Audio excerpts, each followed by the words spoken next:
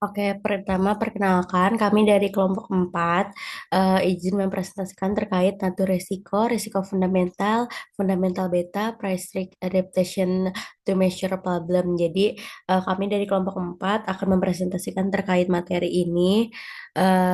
Kami sekelompok ada berempat, saya Naila Rizkita Putri, Teresia Putri Nengtyas, Mailani Damayanti, sama Dwi Rahmadani Purwati.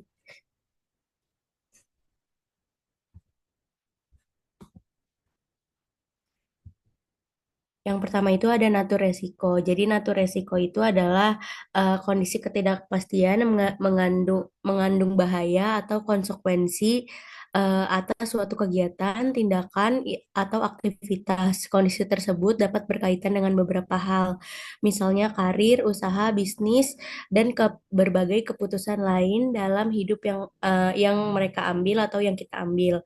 Nah, untuk menghindari kerugian tersebut, ada baiknya kita itu mengambil keputusan untuk mempertimbangkan segala sesuatu sekaligus bersiap untuk kemungkinan terburuk. Jadi, sebelum ada kemungkinan terburuk, kita sudah menyiapkan plan-plan sehingga kalau nantinya ada resiko-resiko yang akan terjadi, kita sudah menyiapkan kemungkinan-kemungkinan tersebut. Jadi, udah ada plan lain dari si resiko ini, kayak gitu. Nextnya, jadi ada jenis-jenis resiko, yaitu yang pertama ada pure risk atau risiko murni, yaitu yang bersifat murni atau alami itu ketika kita mengalami resiko maka dapat dipastikan kita juga mengalami kerugiannya kayak gitu baik. Begitupun sebaliknya apabila si resiko itu tidak terjadi maka kita juga tidak akan mendapatkan resikonya. Terus juga yang kedua ada spekulatif risk, yaitu saat mengalami resiko spekulatif ada tiga kemungkinan yang akan kita alami, yaitu keuntungan, kerugian, atau break even. Terus juga ada particular risk, yaitu ciri khas yang paling membedakan dari resiko khusus adalah perkiraan dan antisipasi, sebab resiko yang bersumber dari kegiatan individu atau lokal. Terus juga ada fundamental risk. Fundamental risk itu berbeda dari resiko khusus. Fundamental risk itu em, risiko yang ada di luar kendali dari manusia sendiri, bisa berasal dari lingkungan atau alam.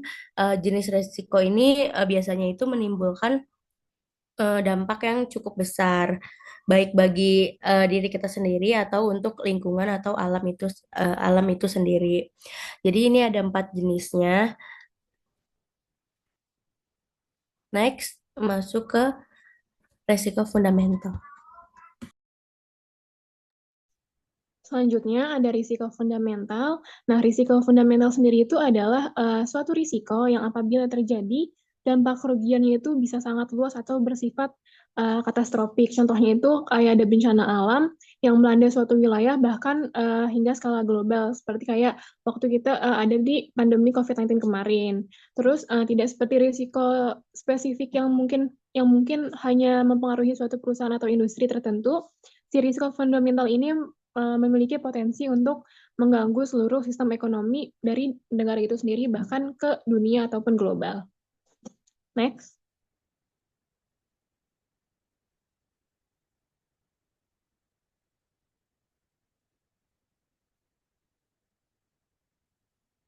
Nah, selanjutnya ada sih contoh risiko fundamental. eh ada beberapa. Yang pertama itu ada bencana alam. Bencana alam di sini tuh seperti ada gempa bumi, banjir, badai, terus ada bencana alam yang lain juga itu yang bisa merusak aset fisik perusahaan dan mengganggu rantai pasok. Terus itu tuh bisa menyebabkan kerugian finansial yang besar. Terus yang kedua ada perubahan iklim. Di sini tuh seperti kenaikan permukaan air laut, cuaca ekstrim, dan perubahan iklim lainnya yang dapat memiliki dampak jangka panjang pada bisnis termasuk peningkatan biaya asuransi ataupun penurunan produktivitas.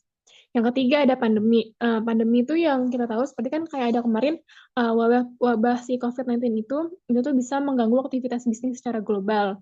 Terus selanjutnya ada krisis keuangan global. Nah, krisis keuangan ini bisa meluas, itu bisa menyebabkan penurunan nilai aset, terus kesulitan mendapatkan pembiayaan dan juga ketidakstabilan pasar keuangan.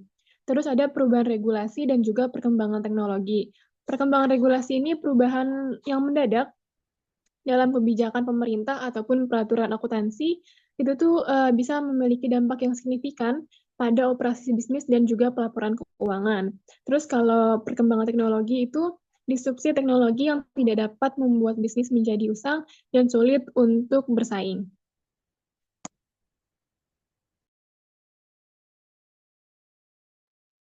Oke, selanjutnya masuk ke fundamental beta. Biasanya fundamental beta ini merupakan sebuah metrik yang digunakan dalam analisis keuangan untuk mengukur tingkat fluktuasi suatu saham yang relatif terhadap pasar secara keseluruhan. Terus beta fundamental ini biasanya beta yang dihitung berdasarkan variabel fundamental perusahaan seperti pertumbuhan penjualan, biaya, pendapatan, pangsa pasar, dan lain sebagainya. Terus ada eh, nilai-nilai fundamental. Nilai-nilai fundamental itu ada dividend payout, assets growth, financial leverage, liquidity, sama asset size. Nextnya.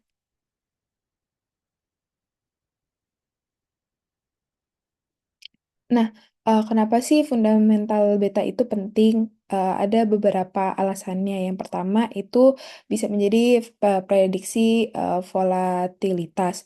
Dengan memahaminya fundamental beta ini, investor dapat memiliki gambaran yang lebih baik tentang seberapa besar resiko yang mereka hadapi saat berinvestasi dalam suatu saham.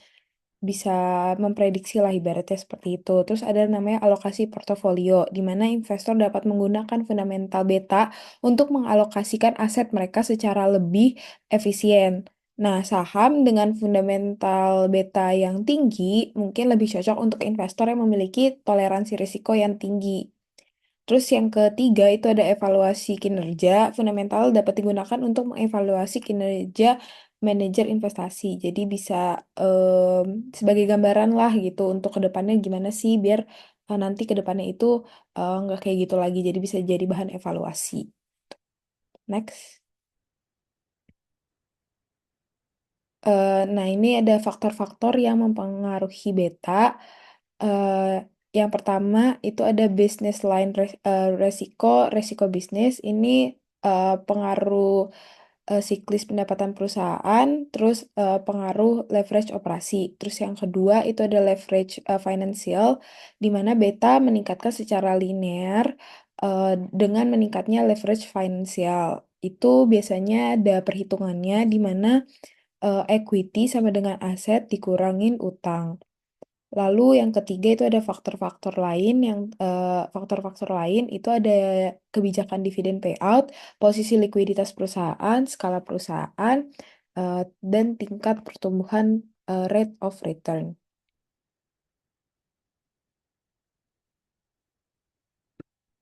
Untuk analisis fundamental sendiri, analisis fundamental adalah analisa untuk mempelajari hal yang memiliki hubungan dengan kondisi keuangan suatu perusahaan. Tujuannya untuk mengetahui sifat dasar dan karakteristik operasional dari perusahaan tersebut. Nah, analisis fundamental ini mencoba memperkirakan harga saham di masa yang akan datang dengan mengestimasi nilai faktor fundamental yang memengaruhi harga saham di masa yang akan datang dan menerapkan hubungan variabel tersebut, sehingga diperoleh tafsiran harga saham. Di mana metode analisis ini banyak digunakan para shareholder untuk menilai kelayakan suatu perusahaan untuk ditanamkan modal melalui saham. Jadi bisa sebagai bahan evaluasi juga untuk shareholder eh, dia mau nggak sih naro modal untuk sahamnya apakah perusahaan itu baik atau enggak gitu. Langkah-langkah analisis fundamental itu yang pertama ada analisis strategi bisnis, terus yang kedua ada analisis akuntansi, yang ketiga ada analisis finansial, dan yang keempat itu ada analisis prospektif atau forecasting dan valuation.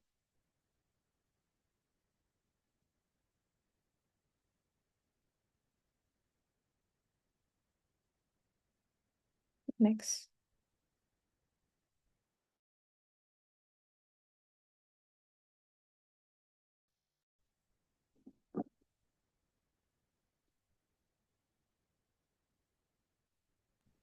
Izin menambahkan yang ini, jadi yang pertama itu ada langkah analisis dari fundamental mental itu kan yang pertama ada analisis strategi bisnis. Jadi analisis strategi bisnis ini seperti mengidentifikasi keunggulan kompetitif perusahaan, posisi pasar, dan juga strategi untuk menghadapi persaingan. Biasanya itu mencakup analisis industri, Porter Five Forces atau faktor eksternalnya itu PESTEL.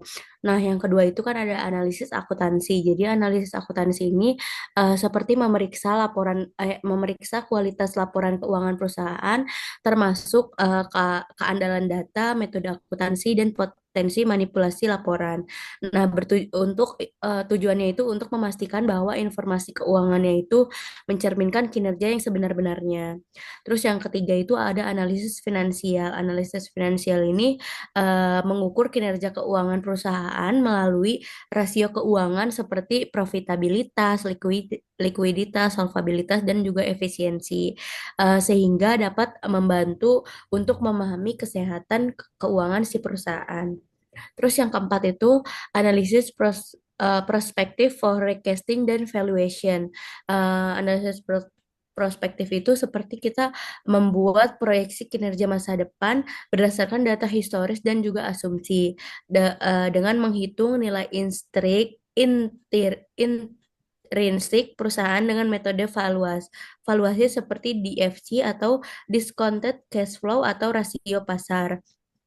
Nah, tujuannya itu untuk menentukan apakah si perusahaan tersebut undervalue atau overvalue sebagai dasar keputusan investasinya.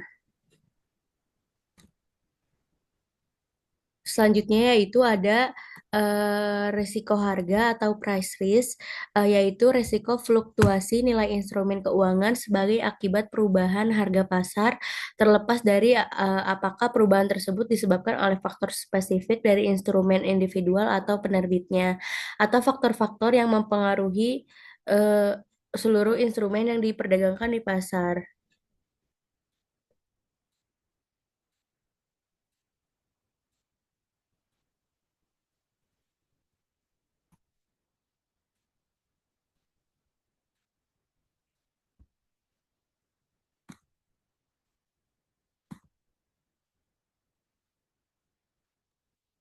Nah, selanjutnya itu ada price risk atau risiko harga, merupakan kemungkinan terjadinya kerugian finansial akibat adanya fluktuasi harga pada aset atau instrumen keuangan.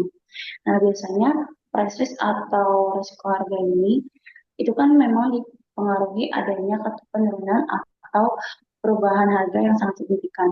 Nah, dari fluktuasi ini bisa disebabkan dari beberapa faktor seperti perubahan permintaan dan penawaran, yang dimana perubahan preferensi konsumen, lalu ada kondisi ekonomi, serta peristiwa tak terduga yang dapat mempengaruhi harga. Lalu yang kedua itu ada volatilitas pasar, di mana kondisi pasar yang bergejolak akan meningkatkan ketidakpastian dan risiko harga. Lalu yang ketiga itu ada faktor eksternal, di mana adanya perubahan kebijakan pemerintah, bencana alam, atau konflik geopolitik juga bisa mempengaruhi harga. Contoh faktor eksternal ini kayak misalnya kenaikan PPN. Nah, ini justru sangat merubah atau justru merubah dan meningkatkan risiko harga sendiri, di mana terdapat peningkatan harga pada beberapa aset dan mempengaruhi instrumen keuangan. Contoh risiko harga sendiri pada saham yaitu harga saham yang dapat naik turun secara signifikan dalam waktu singkat, sehingga stabilitas dari nilai saham tersebut berkurang. Lalu yang kedua adalah obligasi, perubahan suku bunga akan mempengaruhi harga obligasi. Yang ketiga itu ada komoditas seperti harga minyak, emas, atau bahan pangan bisa sangat volatil. Nah, komoditas khususnya emas ini seperti yang kita ketahui pada awal tahun 2024 cukup mengalami kenaikan harga yang semakin bertahap namun stabil. Hal ini juga dipengaruhi oleh geopolitik dan faktor eksternal. Lalu yang keempat ini ada mata uang asing, di mana nilai tukar mata uang asing akan terus berubah akibat adanya fluktuasi. Next.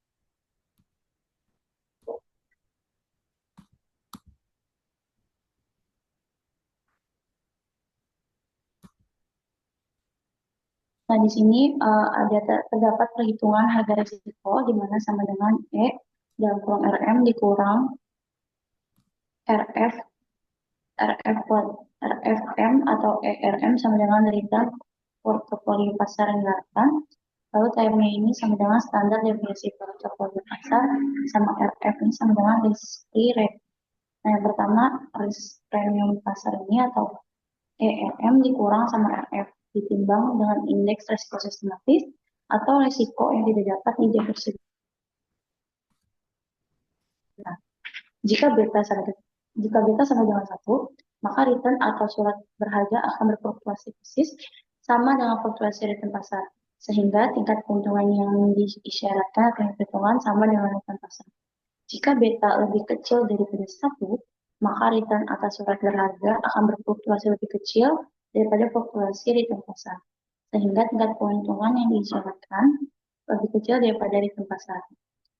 Yang keempat ini, jika beta lebih besar daripada 1, maka return atas surat berharga atau akan berfluktuasi persis lebih besar daripada fluktuasi return pasar, di mana tingkat keuntungan yang diisyaratkan ini akan lebih besar dibandingkan pada pengembalian pasar. Next.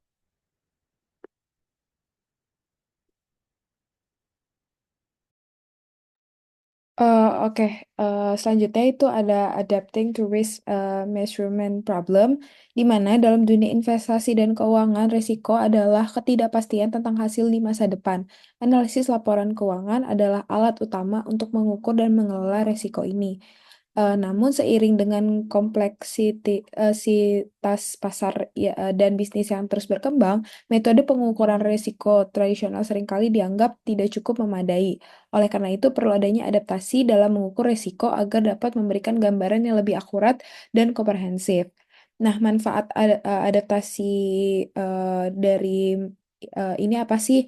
Nah, yang pertama itu ada pengambilan keputusan yang lebih baik, di mana ini dapat mengukur resiko yang lebih akurat, memungkinkan manajemen membuat keputusan yang lebih baik dalam mengalokasikan modal, mengelola resiko, dan meningkatkan kinerja perusahaan. Terus yang kedua itu ada peningkatan transparansi, di mana pengukuran resiko yang komprehensif dapat meningkatkan transparansi dan kepercayaan dari investor.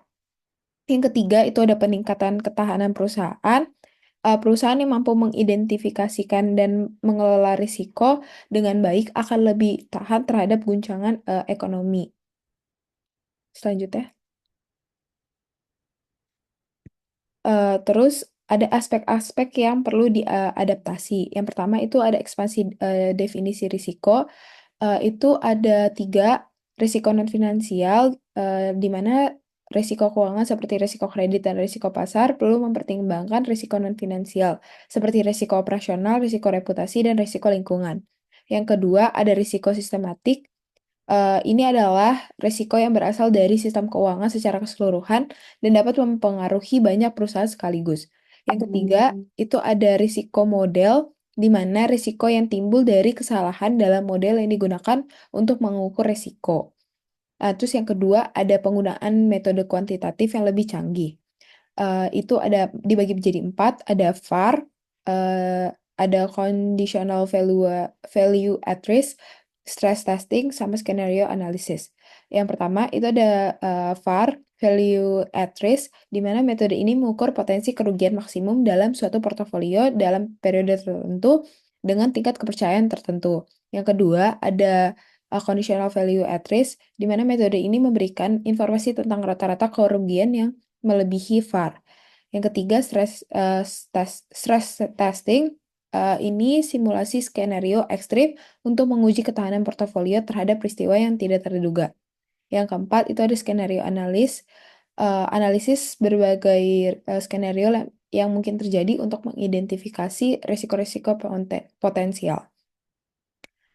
Selanjutnya itu yang ketiga ada integrasi data non keuangan, itu dibagi 2, data sosial sama alternatif. Data sosial itu sentimen pasar, berita, dan opini publik dapat memberikan indikasi dini tentang perubahan risiko.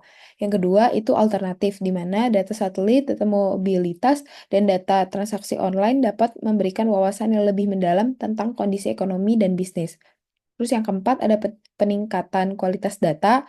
Ini ada tiga, akurasi data, kelengkapan data, sama ketersediaan data. Akurasi data itu adalah data yang digunakan dalam pengukuran risiko harus akurat dan relevan.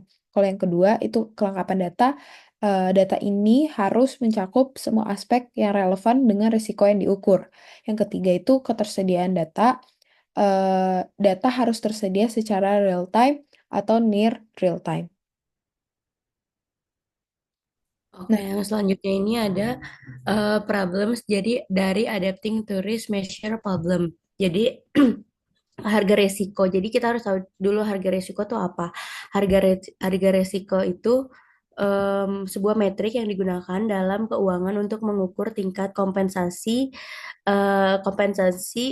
yang diharapkan oleh investor. Jadi di sini harga risiko dapat diusulan di proyek yang berhasil dikumpulkan oleh divisi perencanaan. Jadi itu harga jualnya itu sebesar 12.000, biaya variabel per unitnya 18.000, biaya tetapnya itu 1.200.000. Terus risk free rate-nya atau RFR-nya 6%. Terus VAR-nya itu sebesar 1%. Contoh penyelesaiannya itu jadi kondisi dua, kondisi tiga, terus ada prop FS sama R prop RS sama eh, R-nya. Jadi dimintanya itu berapa harga risiko RM kurang RF dibagi R2, harga risiko disebut juga dengan lambda. Terus penyelesaiannya itu berdasarkan kondisinya itu ada tiga kondisi sama penyelesaian dalam kurung RM. Jadi kan perhitungannya itu IM dalam kurung RM dikurang RF. Jadi tadi itu berdasarkan penyelesaian kondisi di sini tuh total IR-nya kan 0,084 dikurang yang paling ininya nih RM dikurang IR-nya yang kedua 0,06. Terus dibagi sama hasil dari IR yang di tabel paling terakhir nih 0,0037. Jadi hasilnya itu 6,48. Kenapa hasil nilai harga risikonya itu yang diperoleh 6,48 itu menunjukkan bahwa investor itu mengharapkan return tambahan sebesar 6,48% untuk setiap peningkatan 1%-nya dalam risiko pasar. Dengan kata lain, semakin tinggi risiko itu, semakin tinggi risiko proyek, semakin tinggi pula return yang diharapkan. Nah, kenapa dia minta 1%? Karena di sini VAR-nya itu dia 1%. Kayak gitu.